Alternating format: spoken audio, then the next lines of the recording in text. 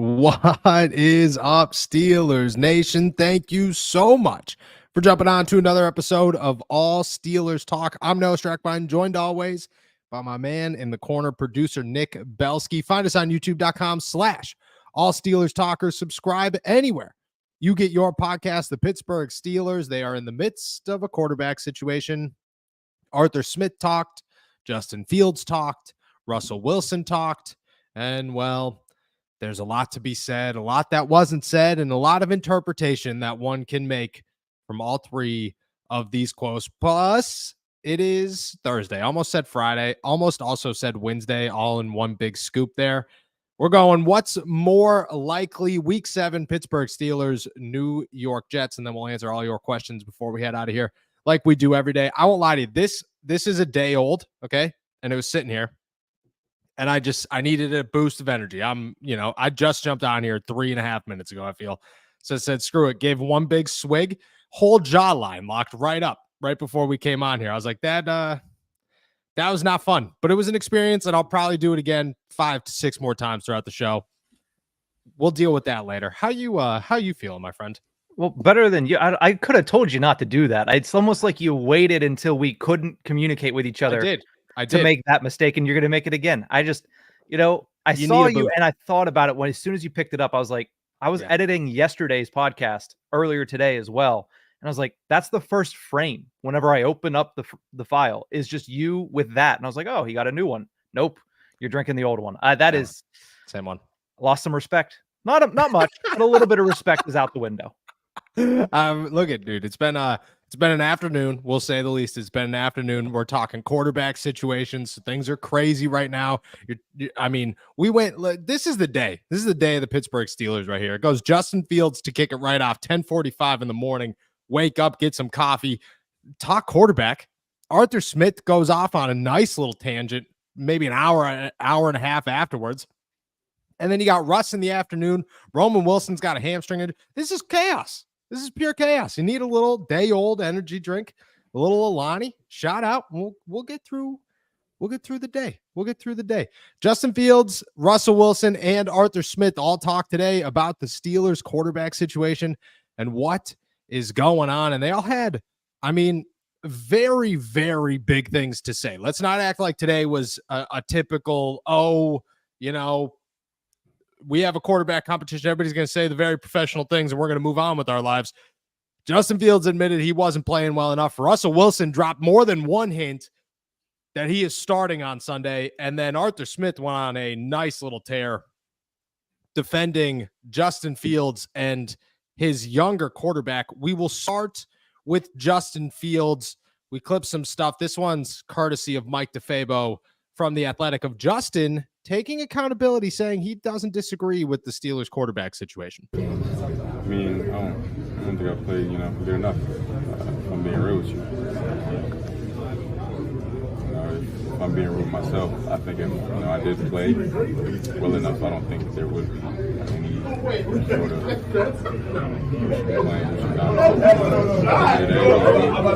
we got a few wins. Of course, I'm glad about that, but there's areas that I could be better at, and I'm just gonna continue to work on those and continue to get better.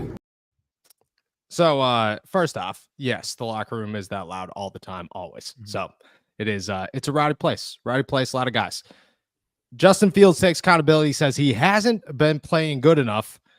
Russell Wilson hints more than once during his press conference that he is the starter on Sunday. 2 questions here before we get into Arthur Smith. Do you think that Justin is done? Do you think this hurts? This is a very negative setback for Justin. And on the other side of this, can you look at this situation and find any positive light to say this kid is going to learn from it moving forward? I don't think Justin's done. I think what we've seen to this point in the season was Justin Fields wanted to prove everybody wrong that doubted him in Chicago. And I think in large part, he did that. That's why we're having a conversation. That's why half of the fan base is upset that he's not going to likely start on Sunday. And at the same time, I feel like this is just another opportunity for him to kind of look at this and say, all right, Now you guys are doubting me. Now, whether or not he gets that opportunity with the Steelers or somewhere else, I think what he has done is certainly earn an opportunity to be a starting quarterback somewhere. The question is, how does this play out? And does the way that it plays out allow him to get that other opportunity in Pittsburgh? I'm not sure. Because again, we have to wait and see what Russell Wilson looks like. Because if Russell Wilson is great, I don't see them opening that door back up. But if Russell Wilson struggles, I can see them going back to Fields, and I could see Fields being so motivated, so amped up that he just performs as we've seen him and probably better and doesn't look back. But again, that's a lot of ifs. That's a lot of kind of forecasting. As of right now, though, I feel like he's going to take this in stride based on what I've seen. I hope so. I hope so. I think this is a pretty big shot to his ego. And I don't think Justin has like a very loud, crazy ego. I don't think that this is a situation where Justin's pissed off and, I'm better than this. But I just think that this is a guy who for 3 years was questioned in Chicago about whether or not he was good enough. And then all offseason heard about how they were going to get rid of him and how teams wanted him, but then teams didn't want him. He ends up in Pittsburgh for a 6th round pick, which can't feel great for a guy who was a 1st round pick a couple of years ago, and gets benched with a 4-2 record, 10 touchdowns and 2 turnovers. And don't get me wrong, you watch the film, you watch the tape, you hope Russ can play better because Justin was by no means perfect throughout his tenure the first 6 weeks of the season. But he still got them to a 4-2 record. I think this is a blow to that ego. I hope it's not too big of a blow. I hope it's something, because that's what Justin showed. And we're going to talk about Arthur Smith here in a second, what he said to or about Justin. And it's exactly that. Like, Justin hopefully is not looking at this saying, I'm bad. In other words, what I hope he's looking at this as, and what everybody should be hoping for, is that he looks at this and says, I took some pretty significant steps forward this season, and I look like a good quarterback. I'm 4-2. This team is in 1st place in the AFC North. Things are pretty good where we stand here currently. I just have a Pro Bowler, fringe Hall of Fame quarterback behind me that the Steelers brought in here to be the starter and still want to be the starter. So let's hope that's where Justin stands in all this, but I don't know, because I think this is an end to a series of just shots right to the rib that this kid has taken over the last couple of years.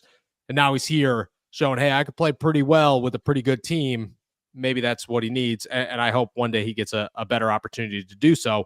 Arthur Smith went on a good rant. First, we'll read what he relayed to Justin's message saying he wasn't good enough. Quote, I understand, and that's why you never speak for somebody else. I think it's important for players and other coaches to speak for themselves. We have daily conversations, and I think sometimes guys are too hard on themselves. You appreciate that about him. That's why he works so hard. He later said, that's why you love working with Justin, because that's real. That's not just some cliche, some quarterback guru or somebody told him to say. A lot of these guys are hard on themselves, and there are so much that goes into playing quarterback. Obviously, the physical tools are what he wouldn't be at this level. Sorry, Arthur Smith is all over the place when he talks.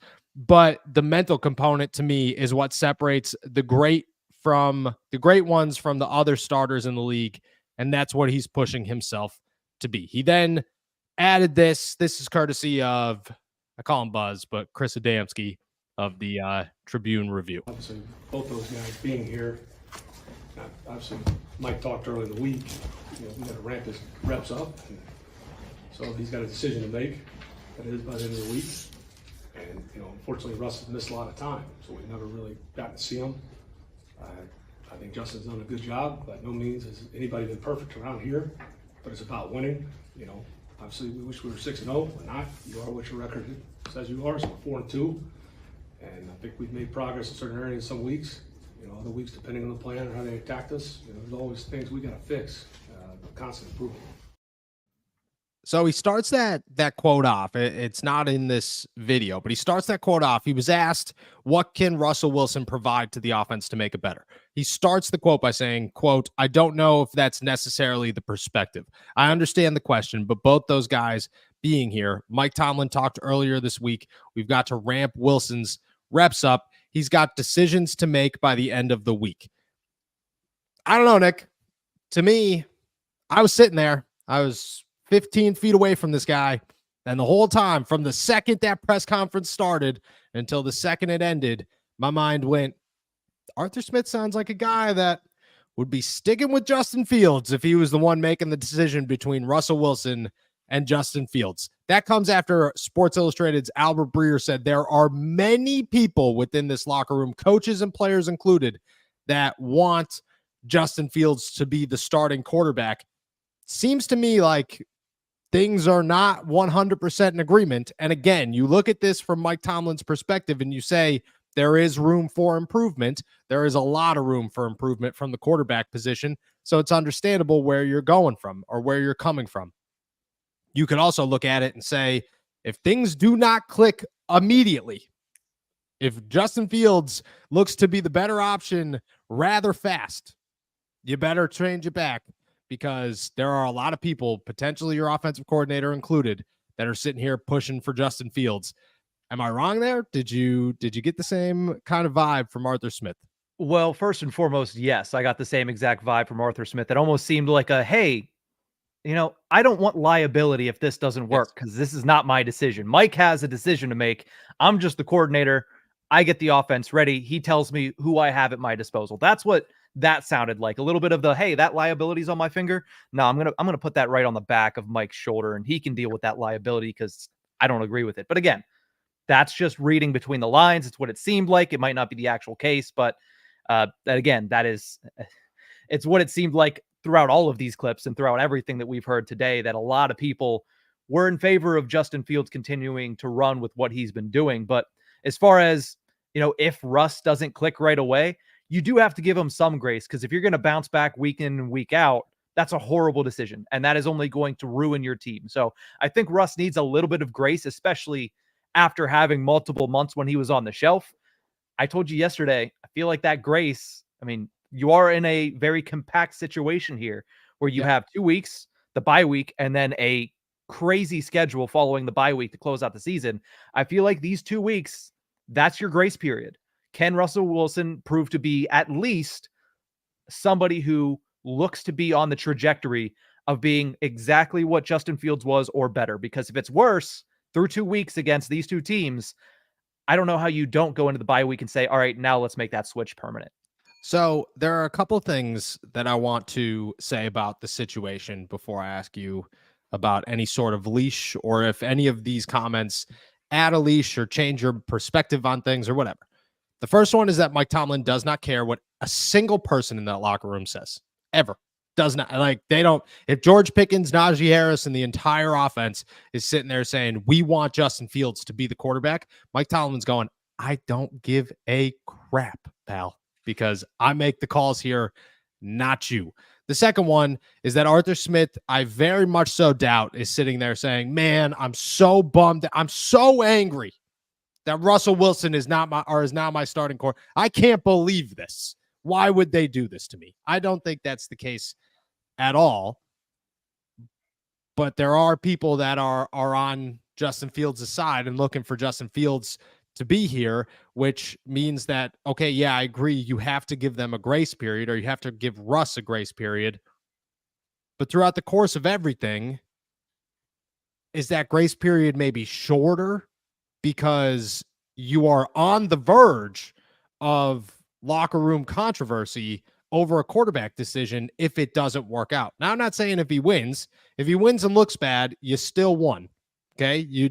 A win does not count towards anything. Losses are the only thing that count towards pulling a leash from your actual starter, which is Russell Wilson. We're not talking, this is not Justin Fields. Russ does not have to go out there and be perfect. He doesn't even have to go out there and be good, as long as they win football games. That is all the Steelers care about right now. Is there a shorter grace period to say, okay, we are not winning fast enough. We are now becoming a losing football team because you want to avoid people speaking up and this turning into maybe something bigger than it is. I mean, I don't know how much shorter you can get than 2 weeks, because I don't think it's in the realm of possibility that it happens just 1 week, that they lose on Sunday and Russ doesn't look good against the Jets. So I don't think you can get much shorter than 2 weeks. And I think that's the grace period he gets. Honestly, if it was my situation, if it was my decision, I'd say, all right, if we're going to do this, you get 2 weeks, and Russ has to show something. And it's not all on Russ, whether or not you win or you lose.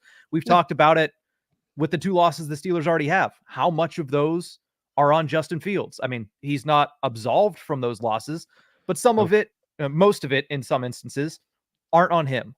So the same thing goes for Russell Wilson. What do you look like? What does your trajectory look like as we enter the bye week through these 2 weeks? That's your grace period to me. That's all you get. And if you're not looking like you could at the very least give what Justin Fields gave, you have to go back to Justin Fields at this point in the season, because it's already ridiculous that we're doing this in week 7. It's going to be even more ridiculous if they're doing it any further than that week 9 bye. I agree. I don't think you can go in the back half of the season and say we still don't know who our starting quarterback is. To me, that's a train wreck. But I think it's a possibility that it happens. I agree with you. I believe that there is a buffer period, and we don't have to keep asking the same questions and keep going on about the same things. But I believe there is a buffer period to where Russell Wilson can win and impress so much in that time frame, and maybe that is the 2 weeks before the bye week, and maybe that is it. That kind of feels like that's what it would be, where he could look so good, and the Steelers' offense could look so good that it does not matter how bad he is the rest of the season. He could lose every single game until you were on the verge of not making the playoffs. He is your starting quarterback. I believe that there is that buffer period where Russ can win or lose this job for himself. And yeah, maybe we could say grace, whatever. But I think he could get benched further out than he could win, depending on how good, or that he could stay depending on how good he looks. In other words, if he comes in here and the offense, they barely beat the Jets, they barely beat the Giants, the offense does not look that much better, but you're going to still ride it out with Russ because you're winning games. Cool, great. If you come against Washington and he stinks, okay, it's time to make a change. But if Russ and the offense look ridiculous for 2 weeks, it doesn't matter how bad you look the back half of the season. Until you're on the verge of missing the playoffs, Russ would be your starter the rest of the way. That's where I currently stand. I kind of feel bad for Justin. I really do. I feel for the guy. I think that he's taken this pretty hard, but I think there is upside to Russell Wilson and what he can do to the Pittsburgh Steelers. And just talking to guys today, they kind of look at it and just say, if this is a good example. Nobody used this example to me, but you get the sense of guys thinking like this. This is not Mitch Trubisky versus Kenny Pickett. This is not Mason Rudolph running a competent offense versus the other two who couldn't.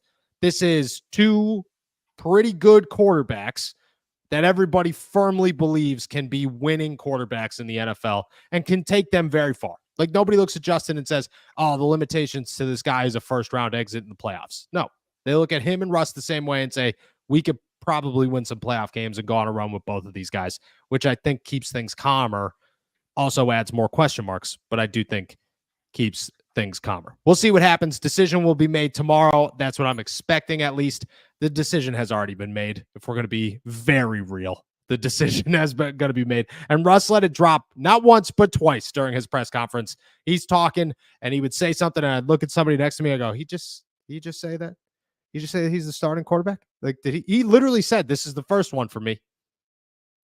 First what, Russ? You've been at games all season long. First what? What are you talking about here?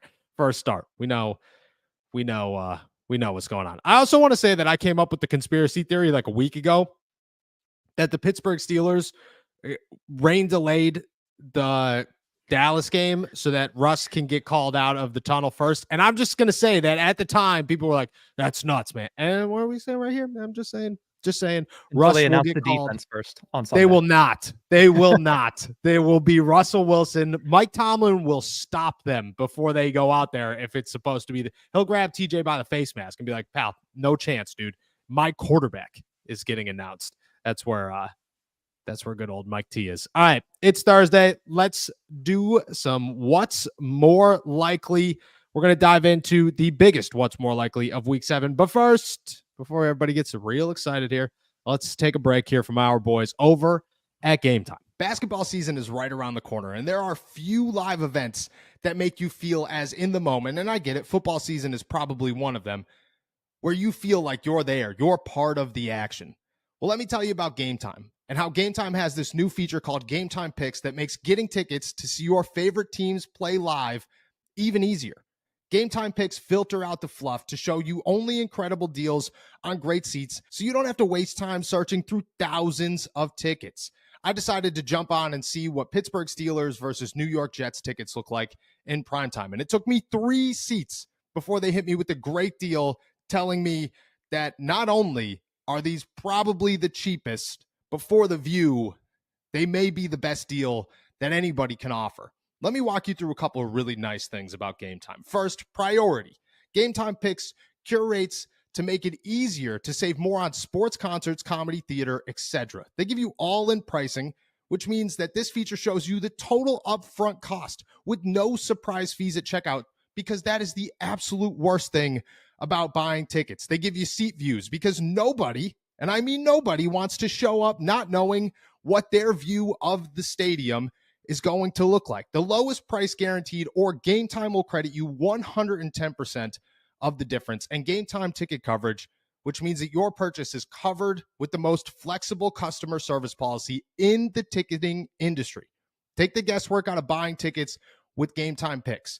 Download the Game Time app, create an account, and use our code ALLSTEELERS for $20 off your first purchase. Terms apply. Again, create an account and redeem the code ALLSTEELERS for $20 off. Download Game Time today. What time is it? Game time. I just realized that's the longest ad read in the history of ad reads. My gosh. We've had a longer one.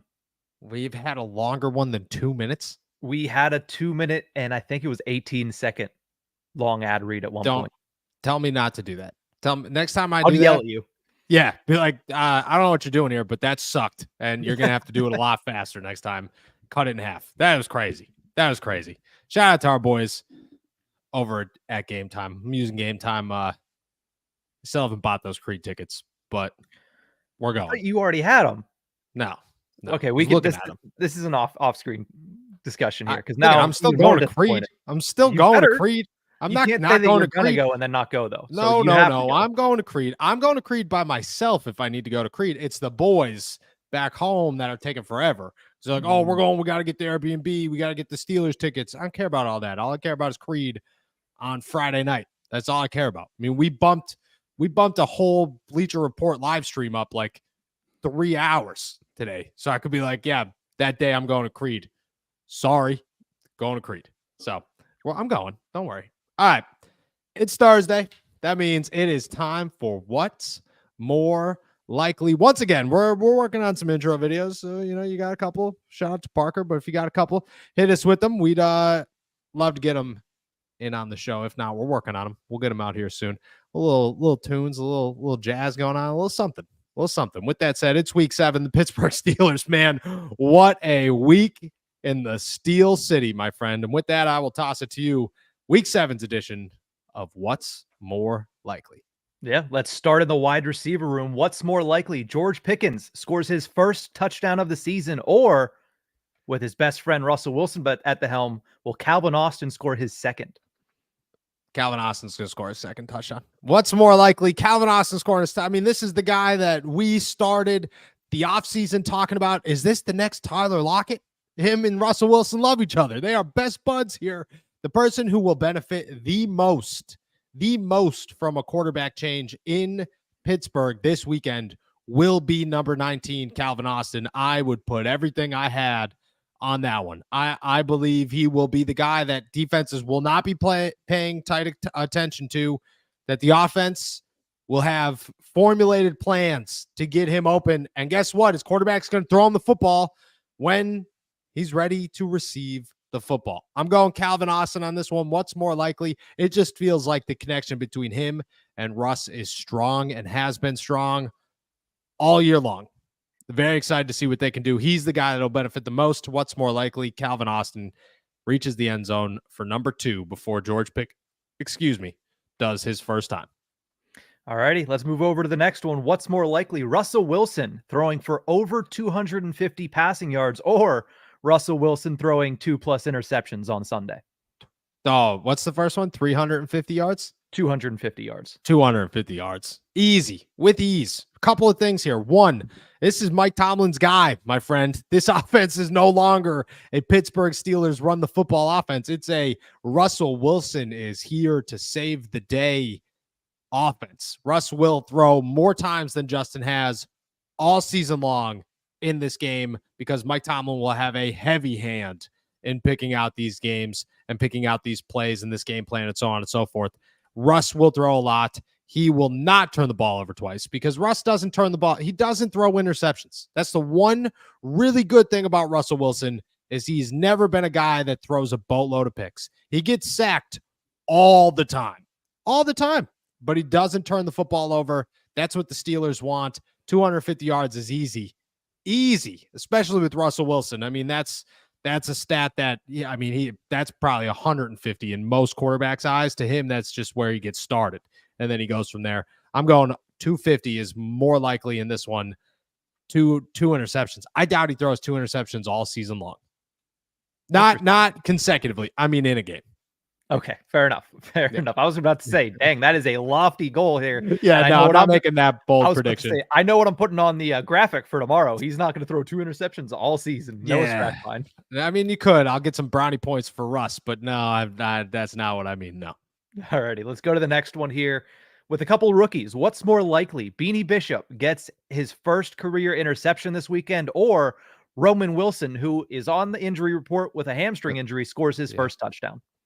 Gosh, if there was a third option for neither, you would go third option for neither. But what's more likely, if you're just speaking logical sense of the term here, it's got to be Beanie Bishop. He's going to play. I'm not even convinced Roman Wilson's going to be active this weekend. I mean, you're dealing with a hamstring injury.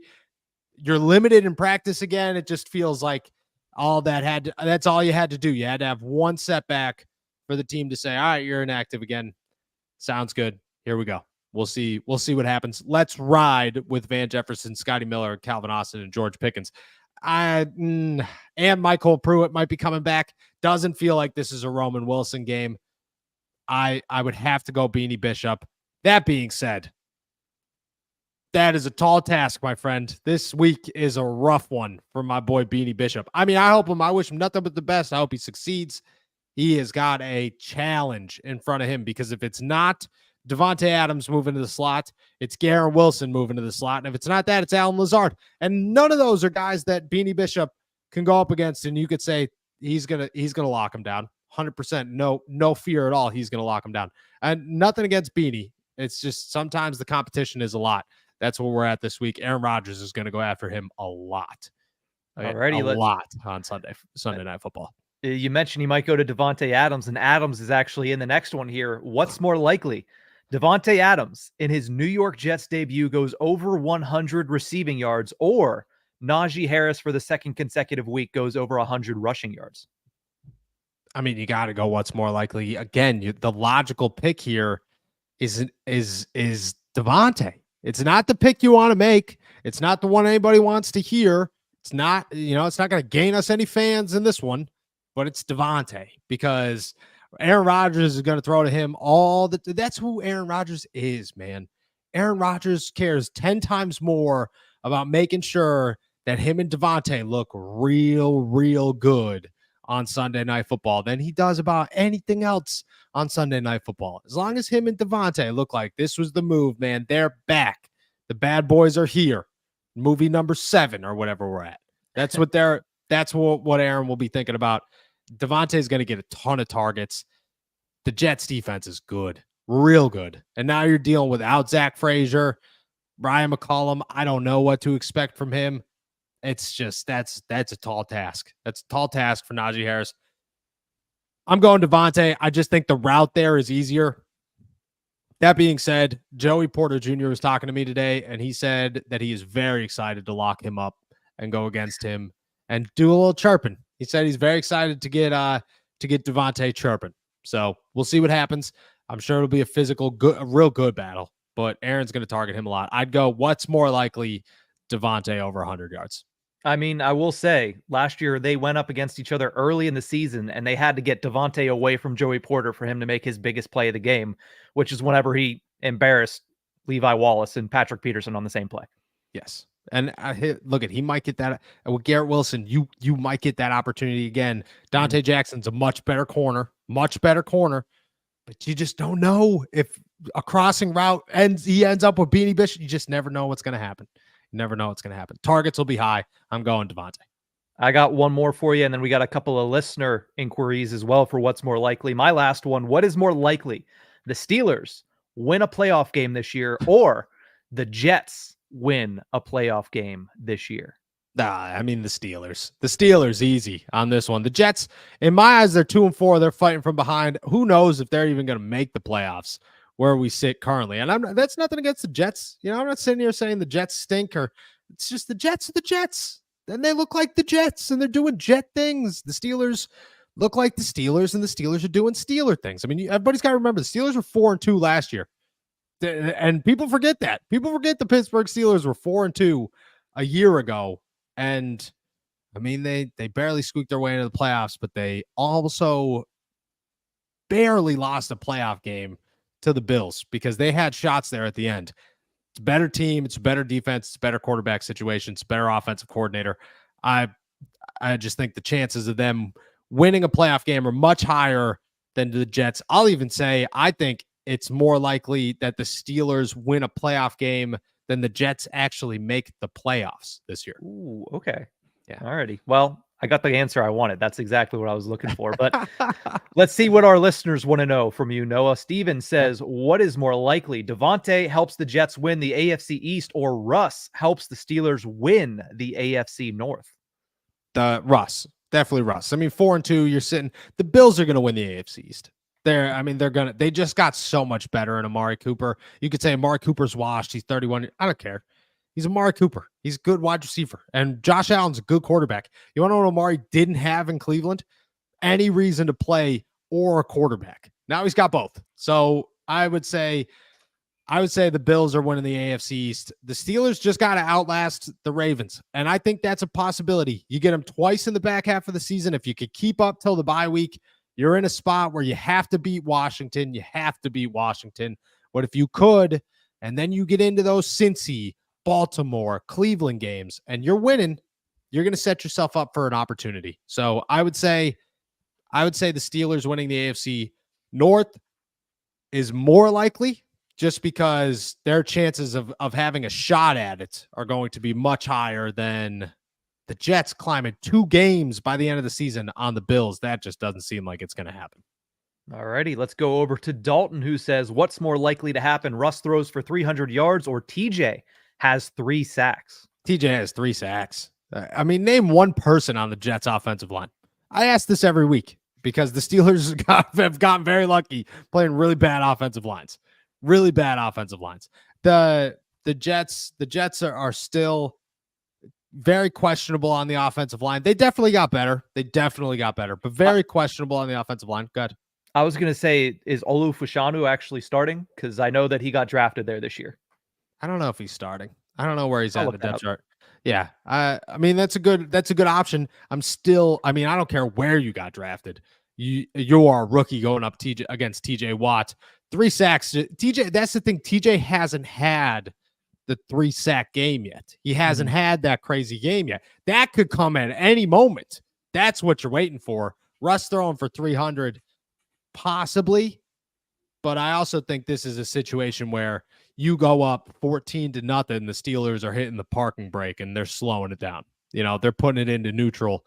We're coasting the rest of the way here. So I would say TJ 3 sacks. That just seems like that could happen in any given week. compared to 300 yards. That just feels like you got to have the right opportunity. All righty, let's go to what's more likely from Matt. The Steelers making it past the first round of the playoffs or TJ Watt getting Defensive Player of the Year? What's more likely where we stand right now is TJ, because it is, if the NFL does not give TJ Watt Defensive Player of the Year, if the season ended today and somebody else walked away with Defensive Player of the Year, it's rigged. It's done. There's just, what are we doing? What are we even talking about? Who's going to win it? Who's even close? Nobody is remotely close to TJ Watt where we currently stand. I would say TJ Watt winning Defensive Player of the Year are actually pretty good odds. Like, not bad odds at all right now. Making it past the first round of the playoffs all depends on fate. It all depends on who you're facing. If you're playing the Bills, you got an opportunity. If you're playing the Ravens, you got an opportunity. You're playing Kansas City, sorry, pal. There's a very slim chance that one's going to happen, and you're going to be able to win that one. There are certain teams that you could look at and say the Steelers have the upper hand. There are certain teams that you look at and say, that one's going to be tough. Houston is not going to be an easy challenge if the Steelers end up facing the Texans. I think there are less risks with TJ. So I'm going TJ. That's what's more likely. All righty, let's go over to Carl Spackler, who says, what's more likely? Tomlin is fired after his contract, or the Steelers draft Arch Manning in 2026. I mean, if Russ is your quarterback right now, why not Arch Manning in 2026? You know, if you're gonna, why not? Why not just ride it out one more time with Russ in 2025 and then draft Peyton Manning's? You're telling me that Tomlin wouldn't be all over Arch Manning? He would love Arch Manning. The problem being, for Tomlin to get Arch Manning, he would have to come in 32nd, which is not what Tomlin wants to be doing. Definitely not. But he can also make a trade. Like, you go up and get him. And I'm not saying he's going to, but also we don't know if Arch is going to go first. Quarterbacks are always changing. And I get it. Archie Manning is Archie Manning, and everybody's going to be all over this guy. I 100% get it. What if he's super average next year? What if he takes over Quinn Ewers on that Texas team? I don't know. I find that hard to believe. I mean, I do too, but you never know. I would say, and if we're going what's more likely here, the chances of Mike Tomlin being fired ever are pretty much zero. Yeah. Like a pretty much, as in, I can't say they are zero because that would be too much of a fact. I'm not saying facts. I'm just saying simple logic, pretty much zero. So I would say Arch Manning in 2026. This is a good one, but I would say Arch Manning in 2026. Alrighty, let's close out what's more likely week 7 with Macaroni Salad, who says, what's more likely? Roman gets a touchdown this year, or Van Jefferson gets a touchdown this year? Van Jefferson. The answer is Van Jefferson. You could change this a number of ways, and it still probably goes over Roman. You could say all 4 tight ends get a touchdown before Roman Wilson. You could probably say all 3 running backs get a touchdown before Roman Wilson. You could probably say Justin Fields catches a touchdown before Roman Wilson. Where we stand right now, it's just Roman might not even play this weekend. And then who knows? What if he doesn't play again this season? It barely took him. It took him everything they had to put him out here the first time, and he played 5 snaps. So I would say Van Jefferson, he's just going to play. He's just going to consistently play. And eventually somebody's going to leave him open. That's the thing, is somebody is eventually going to be like, damn it, we forgot Van Jefferson. And there he is, and he's going to catch a touchdown. Like, that's what's going to happen. It won't be by design, but it'll happen. I would say Van Jefferson. And like, he's going to do, it's going to be like 1-0. Like, it's not going to be Van scores 10. It's 1-0. But I would go Van. That's a wrap for what's more likely week 7 then. Beautiful. Those are some good ones. We appreciate you guys as always. Again, we'll be getting some tunes here shortly, and this will be a full party with what's more likely. With that said, we're going to close off the show the way we do every single day. We'll answer as many of your questions as we possibly can. Make sure you toss them in the chat. We'll get to them before we head out of here. Nick, I'll toss it back to you here. What do we got? Yeah, let's jump over to Vibin' with the Dogs real quick, because we always appreciate Vibin'. Says, after listening to Arthur and Najee, doesn't seem like they were too keen on this change to Roman Wilson. Hating on the kid is a little bit less enjoyable now. If you met, and I know that it's all just troll, fun, whatever, but if everybody met Justin Fields for like 10 minutes, you'd be like, oh man, that guy's awesome. He just seems like a really good dude. Seems like a really good dude. Arthur Smith, Najee, I wasn't really in on, and I don't think Najee really cares one way or another. You know, as long as he's getting his touches and the team's winning, I think he's okay with it. But I do feel that Arthur Smith was a guy that wanted Justin Fields and felt that Justin Fields kind of got gypped in this situation. I did get that vibe that he understands. That's the part of this is I think everybody understands that there is another level to this offense that they are trying to reach, and the possibility of Russ allows them to reach it. I get that. There's also the side of it of, oh, you're 4-2, and Justin has gotten significantly better since the day he arrived here. How much better can he get? How much better can he get by the end of the season? How much does his legs help? Like, you know, can you fix the problems? I don't know if you could, but I think these guys are thinking maybe we have a shot to. It's tough, but I do get the vibe that there are a lot of people that thought that Justin kind of got the short end of the stick here. Vibin also had a follow-up that said, if they care about winning, you don't bench a winning quarterback. Yeah, Mike Tomlin cares about the decisions he makes in like February. So I agree with you 100%. Promises made, promises kept. That's Mike Tomlin. Unless you're making promises to Kenny Pickett. Shout out. Oh, Jesus. All right, let's go to Sean, by the way, who says, been tuning into your podcast for a month now. Great insight. My question is, why would Omar Khan inquire about Mike Williams, who has problems the last 2 years with injuries? At this point, he's just looking for a wide receiver. That's plain and simple. Any wide receiver who is available, the Pittsburgh Steelers will be calling. Is water wet? That's the quote of the year when it comes to the Pittsburgh Steelers and any wideouts. They will call about literally all of them. They called about Cortland Sutton. They called about John Mechie. They called about Tim Patrick, who's also been dealing with injuries the last 2 years. They've called about, which I don't understand why you're not signing him off the Detroit Lions practice squad, but that's besides the point. They've called about Devontae. They've called about Brandon Ayuk. They called again about Deebo Samuel and said, hey, just in case we get the other guy, that would be great too.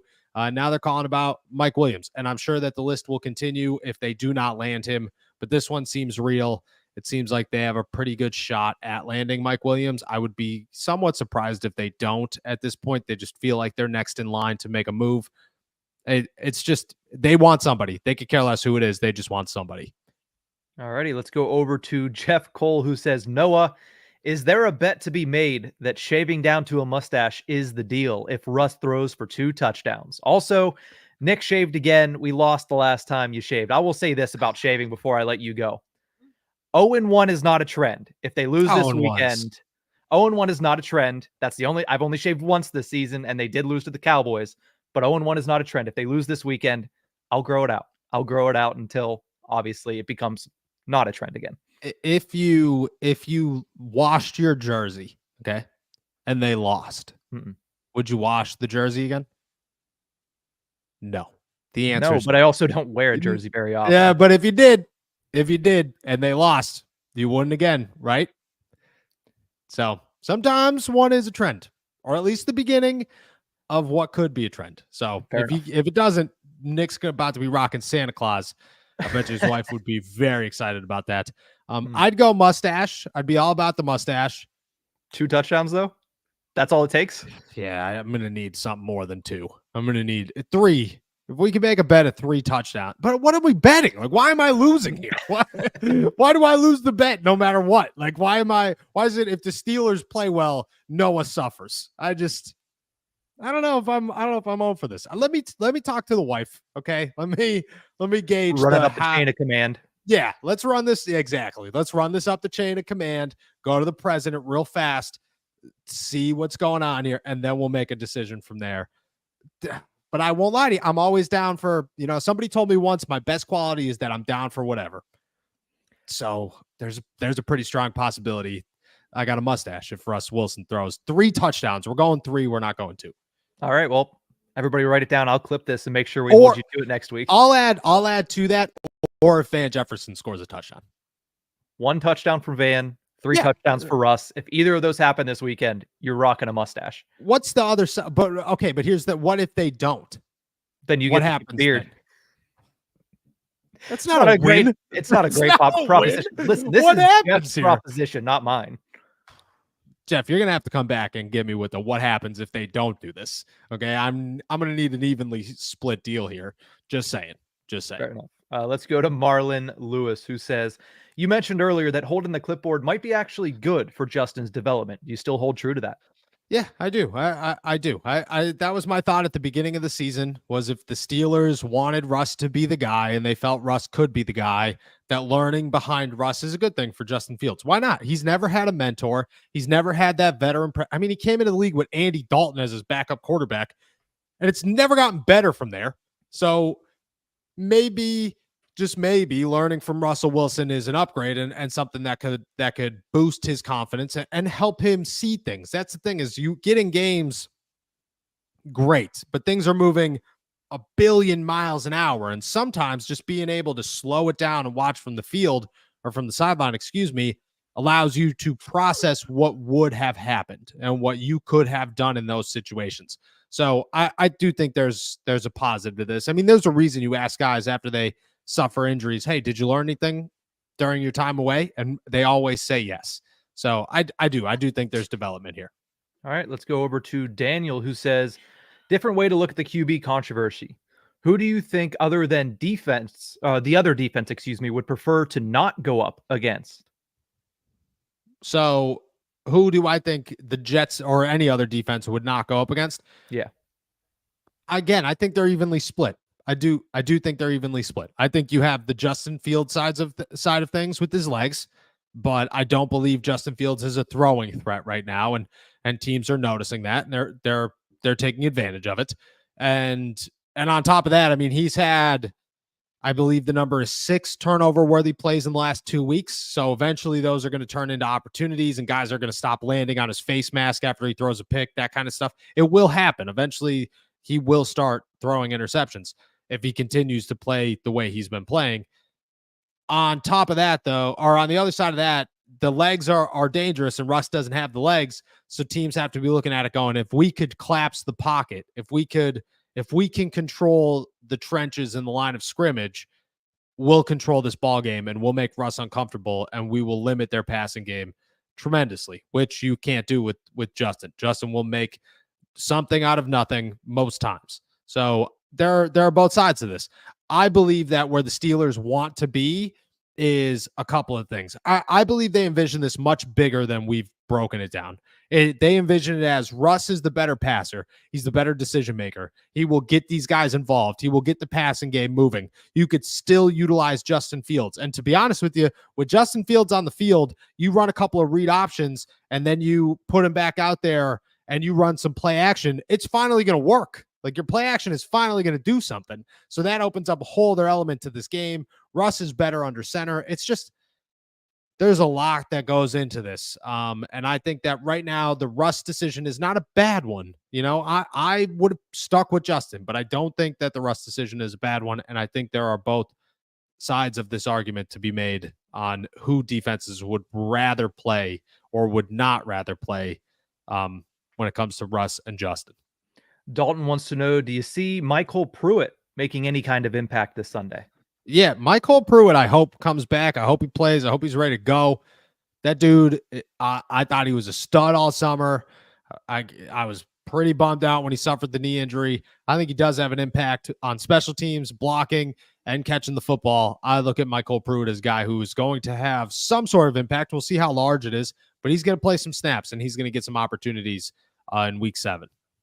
Let's go to the next question here. Could Zay Jones be an option for the Steelers, or would the Steelers trade a 6th or 7th for Deontay Johnson? They can't do that. Not for 2 years. They can't, because they traded him away, and that's a rule in the NFL. But Zay Jones, is that an option for the Steelers? Yeah. Zay Jones could be an option. Just in case everybody doesn't know what Nick's talking about. The NFL rule is that once you trade a player, you can't trade back for that player for 2 seasons. So that's why they can't go get Deontay. Zay Jones could be an option. Where is he these days? He was on somebody's practice squad for a while. He just got called up to the active roster. I mean, at one point, I'm pretty sure he retired and then came out of retirement. He's been all over the board. He's on the Cardinals. I call Donnie Drew, see what's going on there. But I mean, we'll see. I don't think Zay Jones moves the needle. I feel Mike Williams might move it a little bit more, even if Mike Williams doesn't really move the needle. It's definitely a bigger impact than Zay Jones. I don't know. I look at Zay Jones. Oh, I take that back. It's not Zay Jones. It was somebody, whoever, John Ross. That's the guy who retired and then came back and then all that stuff. Zay Jones was on the Jaguars last year. Zay Jones is, again, I don't think he moves the needle like Mike Williams. He's definitely a better option than some of the options the Steelers have. And if that's what you want to go with, sure. But I don't view him as a much bigger upgrade than the guys they have now. Let's jump down to the fields. Is for the Pickens, who says, any wide receiver names circulating that you don't want? That's a good question. That is a good question. I think Treylon Burks is not very good. Not to be blunt and not to be mean, but I don't think he comes to Pittsburgh and makes much of an impact. John Mechie would be a stud, but he does not fit the system at all in Pittsburgh. There is literally no connection to Arthur Smith's offense, the quarterback system, and John Mechie that makes you go, that would work. As you just don't feel that it would. Treylon Burks, John Mechie, I'd toss on there. Who else would be possibly available? Those would be the names, I think. Those are the good ones. Christian Kirk. Christian Kirk's the other one. I mean, a great upgrade. If you're going to go get him, great. I don't have to pay his salary, so I could care less. But I do believe that in the grand scheme of things, it's a bad move to go get a guy like Christian Kirk because you're just going to put yourself in cap hell for a guy that is a wide receiver 2 at best. And that's just not what the Steelers need right now. So there are better options. I would say those 3 top the list of the guys I quote unquote wouldn't want. But I mean, you could add anybody. Treylon Burks would be the only guy really avoided. Let's go to Inferno SRT, who says, is this the beginning of the end of the Tomlin era? If Wilson looks bad, since a lot of us believe that Justin hasn't, quote, lost the job. I could see this as the end of this is the turn of the fans on Mike Tomlin. That's where I could see this, because there have been strikes in the past of the ignoring Matt Canada, ignoring the Kenny Pickett craziness. I mean, Mitch Trubisky at first getting booed with people wanting Kenny. Kenny comes in here, stinks. People are asking for Canada to get fired. He doesn't fire him. He brings them back. There's just a billion things. There have been a billion strikes to where we are right now. The Russ thing, if it went really south, that's the part of this, though. It would have to be really south. If it does happen, if this is just a complete train wreck, I don't think it's the end. He's not going to lose his job, but I could see this being the end of the remaining Tomlin supporters starting to question what's going on here and how confident they could be in their coach. I'm not trying to speak for everybody, but I could see that part of it turning on him to the point where it's becoming very apparent the fan base has moved on from Mike Tomlin. Let's go over to Terry Jones, who says, question, Jamal Adams was released. Do you go and get him? I don't think so. To be honest, I think Terrell Edmonds is better than Jamal Adams at this point. Jamal Adams is not very good. He hasn't been very good in a while. He really hasn't even been good in a while. He's a guy that he could tackle, phenomenal. That's it. He's a glorified linebacker. And I hope him nothing but the best. I hope he ends up somewhere great, hunts for a Super Bowl, cool. I think DeMonte KZ and I think Terrell Edmonds are better for the Steelers than Jamal Adams would be. I think Jamal Adams would show up and he'd get beat 3 times and people would be like, what are we even doing here? Why did we do this? Get him off the field. And it'd just be another name that you have to satisfy. So I'm against a Jamal Adams signing. I was against it during the offseason. I was more, go get Justin Simmons, go get this guy. Jamal Adams doesn't impress me at all. Let's go over to Ryan, who says, if we can't get a wide receiver via trade, do you think we should target MVS, or do you feel confident with the core that the Steelers have now? I'll start with the third one here because I am not confident with the core that they have right now. I'll make that very clear. Confident in Calvin Austin, confident in George Pickens. I'm not really confident in the other two, but Calvin Austin I think has a ton of potential, and I think he's going to benefit a lot from Russ. George Pickens is George Pickens. both on his good days and his bad days, he's still George Pickens. MVS is an interesting one. I saw that once he got released by the Bills. I thought, maybe.